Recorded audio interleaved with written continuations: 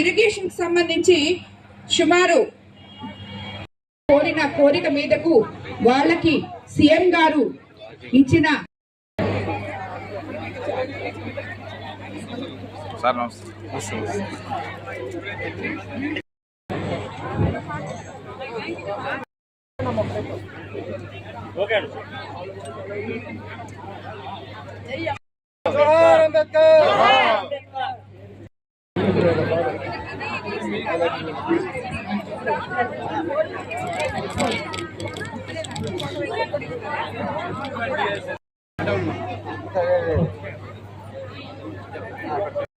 ఏర్పాటు చేశాం.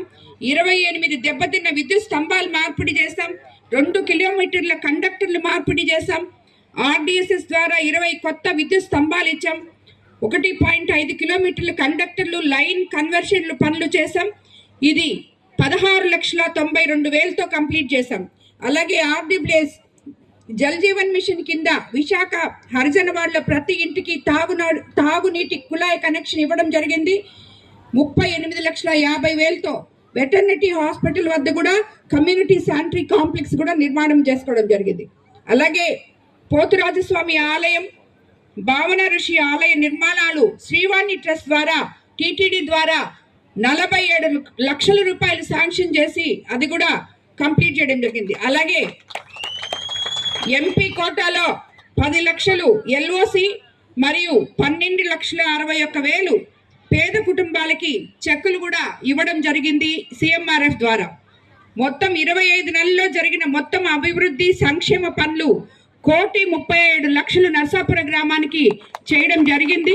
రాబోయే రోజుల్లో ఇంకా కూడా ఈ గ్రామాన్ని అభివృద్ధి చేస్తామని చెప్పి తెలియజేసుకుంటూ ఈ పేదవాళ్ళకి అండగా ఉండే పనులని చెప్పి మీరు గుర్తుపెట్టుకోవాలి. ఇవన్నీ ఒక ఎత్తైతే అనారోగ్యంతో బాధపడుతూ ఆర్థికంగా ఇబ్బంది పడుతున్న ప్రజలకి అండగా ఒక కుటుంబ పెద్దగా ఉంటూ మన కోవూరు కాన్స్టిట్యున్సీలో ఇప్పటి వరకు 1000 మందికి 10 కోట్ల పైన సిఎంఆర్ఎఫ్ చెక్కుల ద్వారా అందివ్వడం జరిగింది. ఈ ఇందుకూరుపేట మండలంలో కూడా చాలా మందికి సిఎంఆర్ఎఫ్ చెక్కుల ద్వారా సీఎం గారు అండగా ఉన్నారని నేను అనుకుంటున్నాను.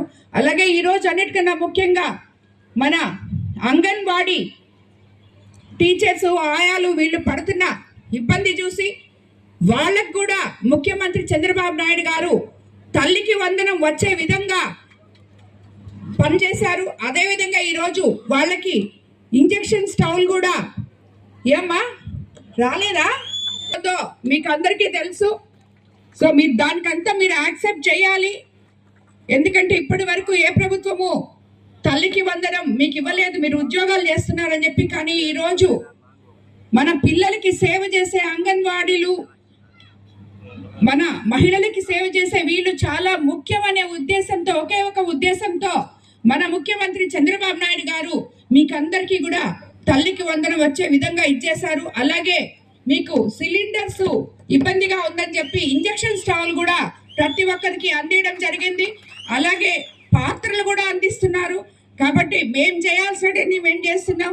అంగన్వాడీ టీచర్లుగా, హెల్పర్లుగా మీరు చేయాల్సిన బాధ్యత ప్రజలకి ఏ రకంగా మేము ఇస్తున్న వాళ్ళ దగ్గర వరకు తీసుకెళ్లాలో అవి మీరు చేయాల్సిన బాధ్యత మీకుందని కూడా నేను తెలియజేసుకుంటున్నాను. ఇటువంటి ఒక గొప్ప ముఖ్యమంత్రిని కలిగి ఉండడం మన ఆంధ్ర రాష్ట్రం చేసుకున్న పుణ్యం అని చెప్పి మీరు అందరూ అనుకోవాలి. మీకు అందరికీ అండగా ఉంటాం. ఇళ్ళు కూడా తొందరగా, ఇప్పుడు కొంతమంది ఇళ్ల స్థలాలు ఇళ్ళు అడిగారు, అవి కూడా త్వరలో శాంక్షన్ చేస్తామని చెప్పి కూడా మీకు అందరికీ తెలియజేసుకుంటూ ఈ కార్యక్రమానికి విచ్చేసిన ప్రతి ఒక్కరికి కూడా ధన్యవాదాలు తెలుపుకుంటున్నాను.